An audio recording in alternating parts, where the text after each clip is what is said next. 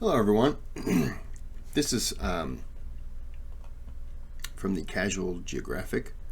I've done one of his videos and I don't remember if it did great. I think I don't remember what it was about.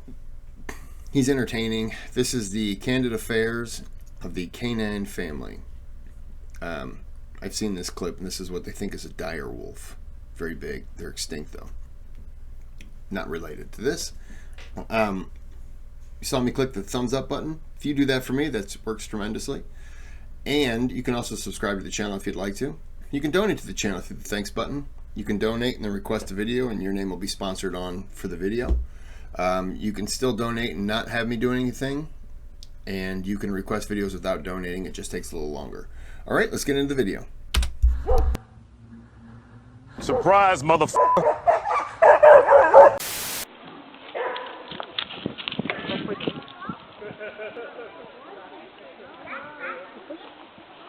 I apologize for my outburst. When From the Hood meets From the Wood, no word said, but he understood. Blood realized he is not that guy. What y'all know about the timber wolf? Also known as the northwestern wolf of Alaska and Canada, the timber wolf is arguably the largest wolf walking the earth and at a length of up to 7 feet and a max weight of over 150 pounds. If you're expecting an unhinged husky when you see a wolf, your expectation is going to be subverted like the Titanic. Now this is a fennec fox and at an honest 3 pounds, the sand chihuahua weighs about as much as the MacBook I'm editing this on. But both fennec foxes and lupus final bosses are two ends of the canine spectrum, and today I'm going to try to talk about every canine coded creature out there. But before I do, I should probably address something.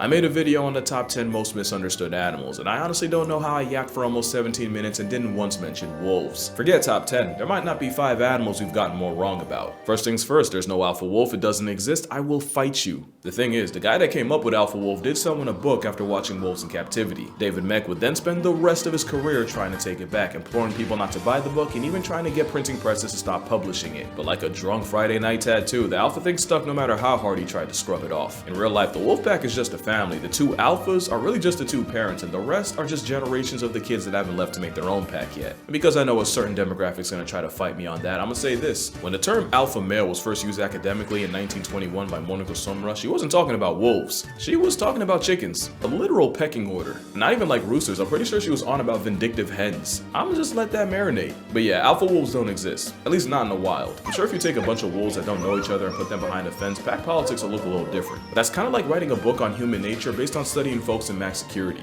And unlike prison, a wolf pack is actually structured to avoid infighting. As a rule, you usually get 5 to 9 wolves in a pack. And because nature hates rules, in 2011, there was a pack of 400-something wolves terrorizing the town of, I'm gonna say Verkhoyansk, where they allegedly murked 30 horses in 4 days. Yeah, only in Russia. The alpha thing's not the only thing we've gotten wrong about wolves. We've been doing them dirty for decades. Like that time we thought wolves were pests when actually... You remember when I said nature's like a Jenga tower and some animals are the block that can bring it all down? The op of riding hood is a keystone species that stabilizes the ecosystem. We know that because after humanity went ahead and wiped wolves off the Yellowstone census, the elk started wilding and eating all the plants, the songbirds and beavers that needed the plants went ghost, and without beavers, everything was damned. Not to mention, the one animal people arguably hated more ran through America.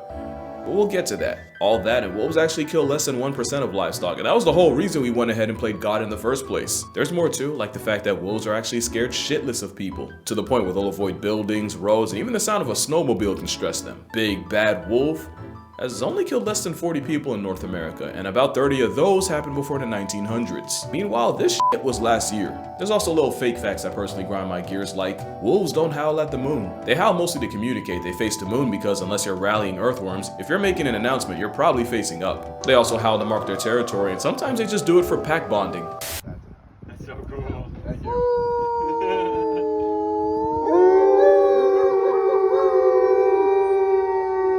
And then you got Tumblr's contribution.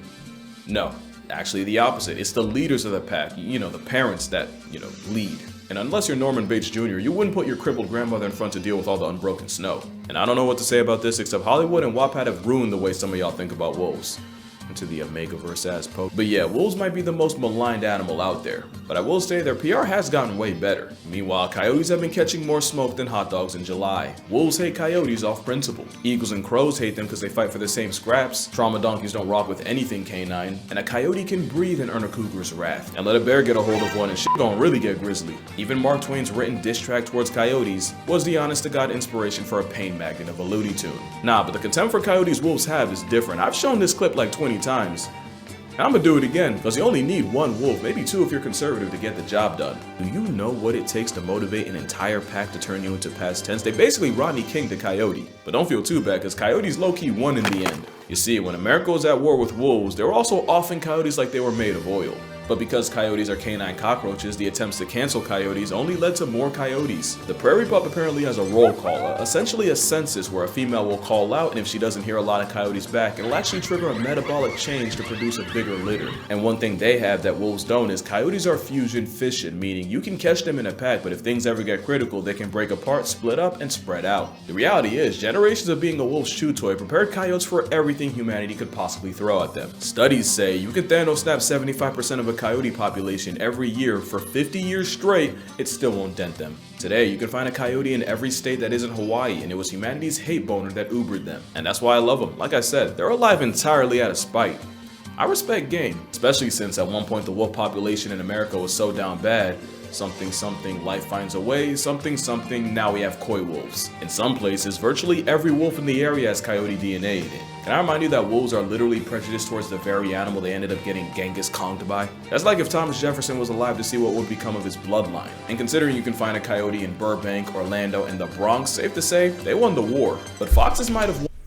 There's a coyote just last week, just crossing the road. You see fox every now and then, but yeah, there was a coyote just crossing the road. I've seen a coyote stand on the side of the road, just watch cars go by, just kind of like, and they don't really run. But if you slow down as you go past them, then they're kind of like, what are you doing? And they take off running.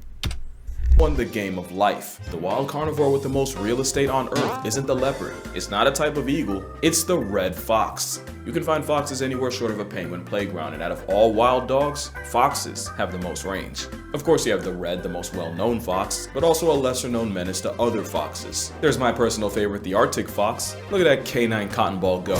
There's a terminally unamused Tibetan fox. Look at this dude. The aforementioned dune puppy, the fennec fox. And how can you forget the cross fox, which is really just a mutated red fox. But I'm a shout out a shiny when I see one. Foxes were small enough and just cute enough to dodge the smoke everyone had for coyotes, which is why foxes are one of the few animals to actually do better in cities, with close to 500,000 living in the UK. Foxes are basically dogs running cat software. They move like canine ninjas, they're mostly nocturnal, and they have vertical slits for pupils. And some, like the gray fox, have semi-retractable claws to climb trees. Yeah, foxes are an anomaly, but if foxes are an anomaly, jackals are a conundrum. Jackals are pretty much old world coyotes, and they virtually have the same niche, so I won't go on about that. But I'm gonna explain why I call them a conundrum. As far as we know, there are 3 species of jackals: the black-backed, the side-striped, and the golden jackal. One of these is not like the other. I'm gonna need y'all to lock in because this will get confusing. So between these 3, the golden jackal isn't even closely related to the other 2. In fact, the golden jackal is actually closer to wolves and coyotes. Make sense? I hope so, because it only gets more confusing. Okay, so golden jackals are found in Africa and Eurasia, and for a while we assumed they were the same species, but you know what they say about assuming. Turns out the golden jackal of Eurasia diverged from the wolf-coyote common ancestor 1.9 million years ago. The African variety followed suit 1.3 million years in the past. So not only are there about 600,000 years of separation, African jackals are that much closer to wolves. So much that it was never a jackal at all. So now we say Africa has a golden wolf. So, recap: 3 types of jackals, 2 types of golden jackals. Golden jackals aren't closely related to the other jackals. One of the 2 types of golden jackals is actually more related to wolves, and the other is an actual wolf. Also, this has nothing to do with anything, but I just wanted to add that jackals took a cue from coyotes. Something something Jurassic Bark, something something, we have jackal dog hybrids. One man bred a jackal dog to sniff out airport explosives. Why didn't I think of that? Next are dingoes. Dingoes are weird. No, like literally, they're really weird for a dog. Dingoes are freakishly flexible and can turn their heads 180 degrees. They have wrists that can rotate like ours to the point where Houdini can unlatch gates and even turn doorknobs. They can climb trees. Because of course they can. By the way, don't look up dingo tree, you will regret it. They're the top land predator of Australia, and they have the widest jaws of any canine.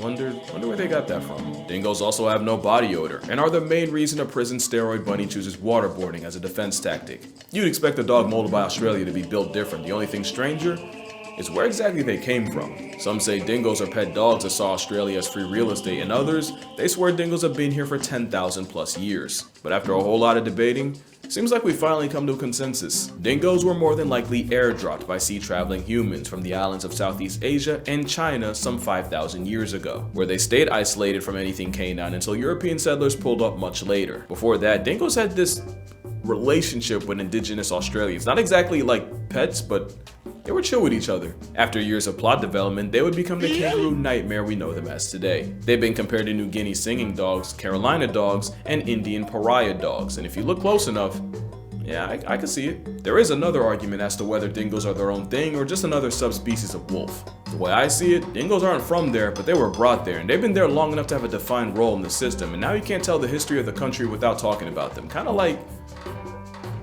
never mind. Happy Juneteenth. Yeah, but at this point, dingoes are definitely their own thing, which makes people wanting them dead crazy. Basically, dingoes took a page from coyotes and jackals and got busy with the feral dogs around them. Problem is, some people use that as a loophole to justify murking dingoes on sight, since they could be like, oh, it's a hybrid, so it's not pure, so it's not protected. But contrary to popular belief, pure dingoes come in many colors, and most dingoes tested came back as pure. The way I see it, dingoes earned their spot at the Australian lunch table, even if one really did eat her baby. That's not a joke. A lot of y'all owe this woman an apology. So most canines are obviously social, and like I said, coyotes go with whatever's most convenient. But there's one dog that weaponizes the power of friendship better than arguably any other animal. And that is, of course, the African wild dog. Can y'all see that? Yeah, there. They have a put you on a shirt rate of 80%. Mostly because they're like homicide hounds running on Duracell. They don't get tired. They can easily run anything into exhaustion. But it's their teamwork that makes them OP. African dogs hunt in a relay form, with different dogs taking turns leading the chase. And once they make the kill, African wild dogs might be the only animals that let their pups eat first. Painted hounds are so down for each other that the hunt doesn't even happen unless the group votes on it. And they vote by sneezing. Get enough sneezes and the gazelle's fate gets sealed. Obviously the lead dog's vote counts for the most, but enough underlings can decide the outcome if they stick together. Before they hunt, wild dogs have these ceremonies they do as a ritual that's pretty much a predatory pep rally. Their bond is so strong that there have been reports of rescued wild dogs getting so depressed from the separation from their pack that the grief literally kills them. And if a pup ever goes missing, the pack will put everything to the side and spend days looking for it. The loyalty of the African wild dog has no equal. But it might have a close second. Does are the forgotten wild dogs of Asia, both literally because they're related, but also because they too get carried by numbers. They usually hunt light work like deer, boars, and rodents. The family foxes have been recorded bringing down buffalo, gars, and there's even one case of D-holes apparently erasing a young elephant. The dog, no bigger than a border collie, has even shifted tigers and jumped leopards. You can't pull that off without some world-class communication, and communication is what does do best.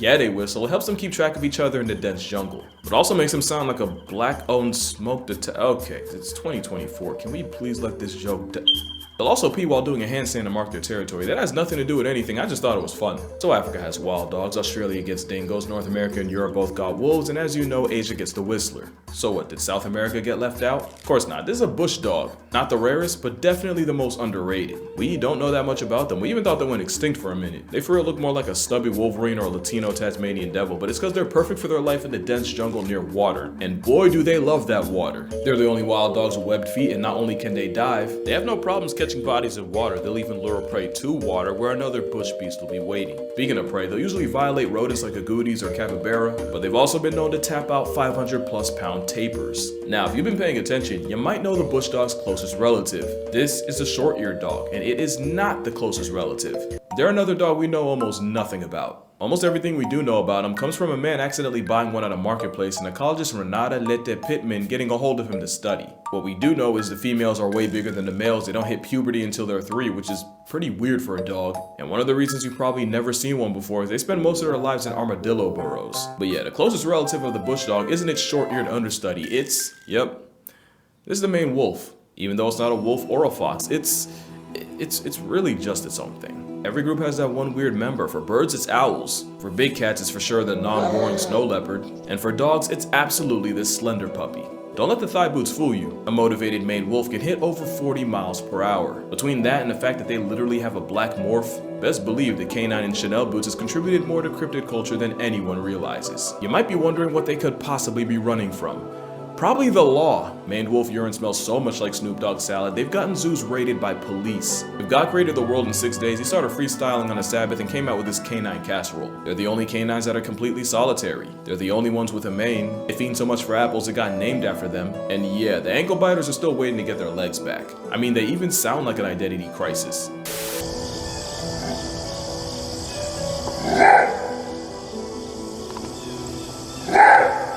I wouldn't expect a skunk-scented, vertically gifted, apple-eating Waluigi hyena to sound any different. But I never would have guessed what they sounded like.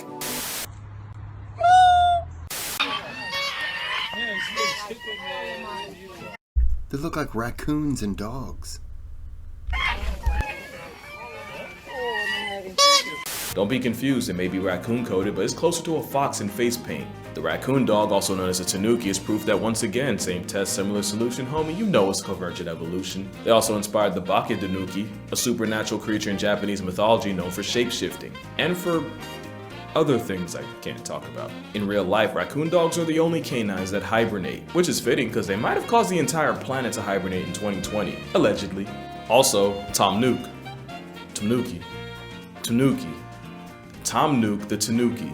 Anyway, only 2 zoos in America have raccoon dogs, so if you want to see them IRL, you're kinda out of luck. But at least they're not endangered, not like the last canine here. The Ethiopian wolf isn't just Africa's most limited carnivore, it's the rarest canine on Earth with less than 500 in stock. The thing with them is they're really good at living off the rodents living in the Afro Mountains. They've even learned to hunt near grass-eating geladas for better results. But Ethiopian wolves are also specialists, which means they can really only function in one place. So you're actually looking at the panda of dogs, except they're actually 3 times rarer, with habitat loss, getting smoked by farmers, and overgrazing from competing cattle not exactly helping them out. They're actually pretty cool if you get to watch a couple videos of them, but if we don't get our shit together soon, videos are gonna be all we have. And even though they're not technically hanging by a thread, wolves are still getting done dirty. They're still seen as pests in a lot of places and often murked on sight. Or you got wolf dogs bought to be a flex, only to be predictably thrown to the streets. It's a good thing we got places like the Howling Woods Farm in New Jersey.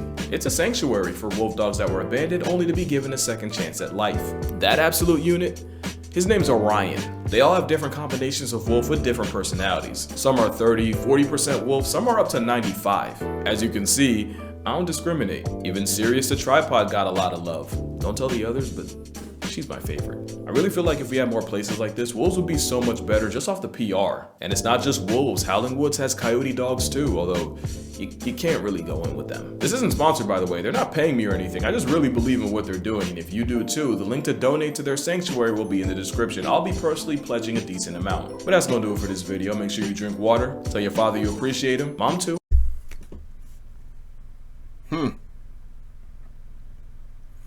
Guess I didn't realize there were wolves, coyotes, and then I didn't realize all the other kinds of breeds. I just never really paid attention.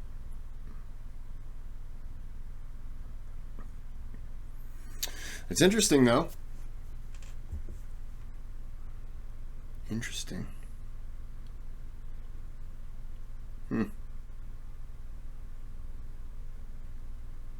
surprised you, well, no, you wouldn't have. And say I'm surprised you didn't go into pets, but it's not really about that. Okay.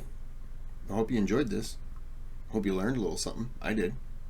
Donate if you'd like to. I'm not going to put the link in there for that, but you can go to I'll put the link for this channel in there, and you can, for the video, and then you can decide if you're going to do that or not.